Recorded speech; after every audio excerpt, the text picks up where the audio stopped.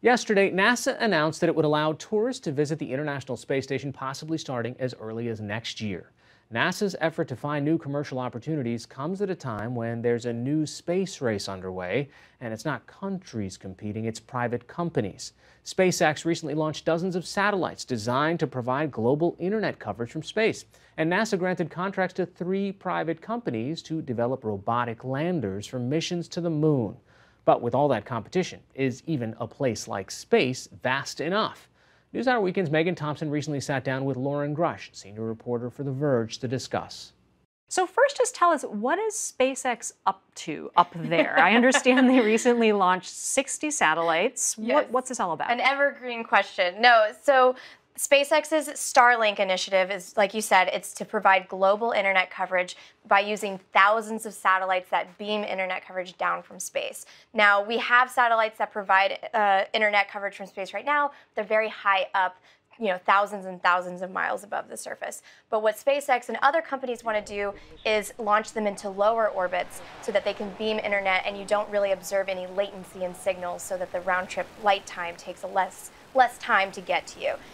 But when you have satellites in a lower orbit, in order to provide that global coverage, you need a lot more satellites because they have to be able to see the entire planet. And so that's why SpaceX has proposed sending nearly 12,000 satellites into space to provide this coverage. And I understand they're not the only private companies looking to get into this. Who else is involved? So there's another company called OneWeb that already launched its own satellites. And then Amazon recently said that it wants to launch thousands of satellites. And yeah, there are other companies that are looking into this too. So it's definitely a very coveted goal among the space industry. So SpaceX could launch at some point up to 12,000 satellites. There's all these other companies looking to launch thousands more. I mean, what are the implications of having that many satellites up in space? So the biggest thing that people are concerned with is obviously this orbital debris problem. We already have many thousands of satellites in space right now, and this could triple or quadruple that number with the Starlink initiative alone. And so the problem is these satellites are moving at thousands of miles per hour in space. They're not just floating up there. So if one of them runs into another one, then that could create a very, catastrophic debris field, and then those pieces of debris are moving at thousands of miles per hour as well. The good news is space is big, and so these collisions really don't happen very often, if at all. But there is a concern the more that we put up there, the higher the risk of these collisions happening. The good news, though, is that SpaceX has thought about this. They have orbital debris mitigation plans. For one thing, they have this kind of like a GPS tracker on their satellites, at least they say, where they use tracking information that the Air Force has, and they use that to kind of maneuver out of the way if they happen to be, on path to collide with something. And also, the orbits that they've gone to, eventually these satellites will decay over time because of gravity. Our atmosphere will pull them down. But it is still a concern, and no one really quite knows what's going to happen. But we are trying to think of ways to mitigate this problem before we launch into space. If there was a massive collision of these satellites, I mean, what would the effects of that be? Well, we've already seen that happen.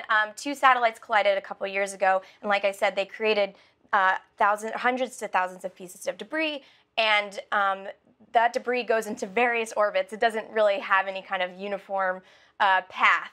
And so once that happens, then the Air Force has to track that as well. And so then you have to catalog all those pieces of debris, and then that becomes a hazard. And so you'll have to, now other satellite operators would have to know where that piece of debris is, and if it's heading in your satellite's way, then you're going to have to move, or you might get hit.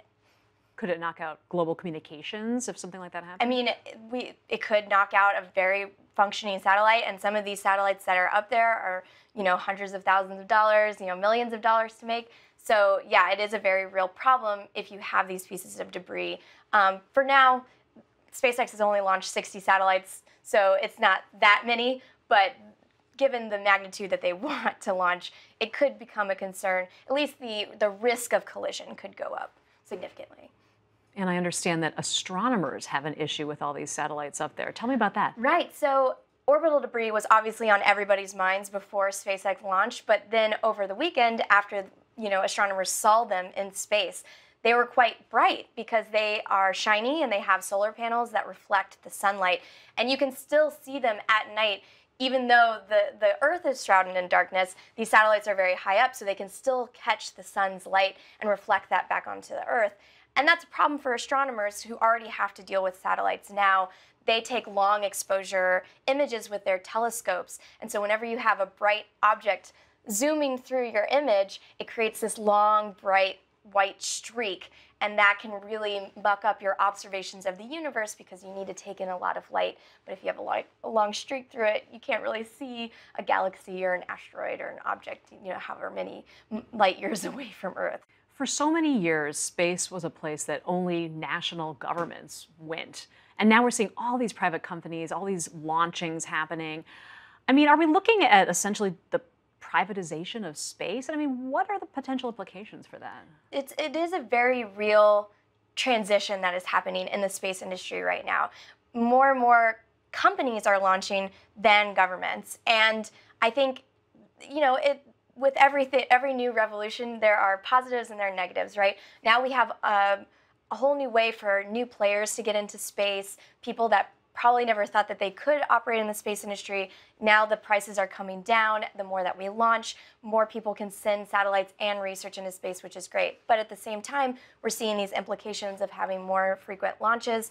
And, there's concern with the more that we put into space, the more debris that there could be. And then eventually we might not be able to use space if it gets too crowded and if we don't think about these things right now. And like we were saying, it took the astronomers seeing these satellites in orbit and being so bright to really understand the implications of what might happen. So I think there's a lot of things that we're going to see play out as they launch more. But like I said, there's positives and there's negatives to any kind of new emerging trend, and I think that'll play out in the years ahead.